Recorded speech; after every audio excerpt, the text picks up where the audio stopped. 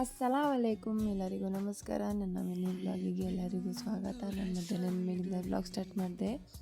ನಮ್ಮ ಮನೆಯವರು ಮಧ್ಯಾಹ್ನದ ಮೇಲೆ ಕೆಲಸದಿಂದ ಬಂದರು. ಬರ್ತಿದ್ದಂಗೆ ಮಗಳಿಗೆ ಹುಡ್ಕಾಡ್ತಾಯಿದ್ರು. ಅವಳು ಮಲ್ಕೊಬಿಟ್ಟಿದ್ಲು.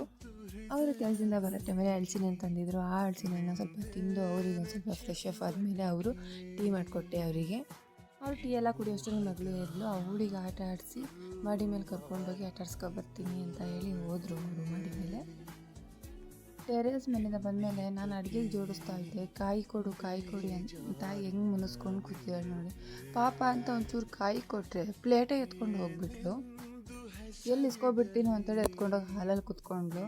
ಹೆಂಗೂ ಅತ್ಲಾಗ ತಿಂದಿದ್ದಾಳಲ್ಲ ಅಂತ ತಿನ್ನಲಿ ಅಂತ ಬಿಟ್ಟು ನಾನು ಸಾಂಬಾರಿಗೆಲ್ಲ ರೆಡಿ ಮಾಡಿಕೊಂಡೆ. ನಮ್ಮ ಮನೆಯವರು ಮಲ್ಕೊಂಡಿದ್ರು. ಬೆಳಗ್ಗೆ 4:15ಗೆ ಎದ್ದೋಗಿದ್ದರಿಂದ ಅವರಿಗೆ ಸ್ವಲ್ಪ ನಿದ್ದೆ ಸರಿಯಾಗಿಲ್ಲ ಅಂತ ಅವರು ಸ್ವಲ್ಪ ಹೊತ್ತು ಮಲ್ಕೊಂಡಿದ್ರು. ಅವ್ರು ಮಲ್ಕೊಂಡಿರೋರಿಗೆ ಸ್ವಲ್ಪ ಟೀ ಕೊಟ್ಟು ಎಬ್ಬರಿಸಿ ನಮಾಜಿಗೆ ಟೈಮ್ ಆಯಿತು ಅಂತ ನಮಾಜಿಗೆ ಹೋಗಿ ಅಂತ ಎಬ್ಬರಿಸಿದೆ. ಅವರೆದ್ದು ನಮಾಜಿಗೆ ಹೋದರು. ನಾನೆಲ್ಲ ಸಾಂಬಾರು ಕಡೆ ರೆಡಿ ಮಾಡ್ಕೊತಿದ್ದೆ. ನಮಾಜಿಗೆ ಹೋಗಿ ಬಂದರೆ ಅಷ್ಟೊತ್ತಲ್ಲಿ ಅವ್ರ ತಾತ ಫೋನ್ ಮಾಡಿದರು.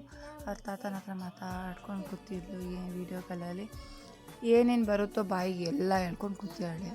ಅಷ್ಟೊತ್ತಲ್ಲಿ ನನ್ನ ಸಾರಿ ಕಡೆ ಆಯಿತು. ನಾನು ಒಗ್ಗರಣೆ ಹಾಕ್ಕೊಂಡು ಕೂತಿದ್ದೆ. ನಾನಿವತ್ತು ಸೊಪ್ಪಿನ ಸಾರು ಅನ್ನ ಮಾಡಿದ್ದೆ.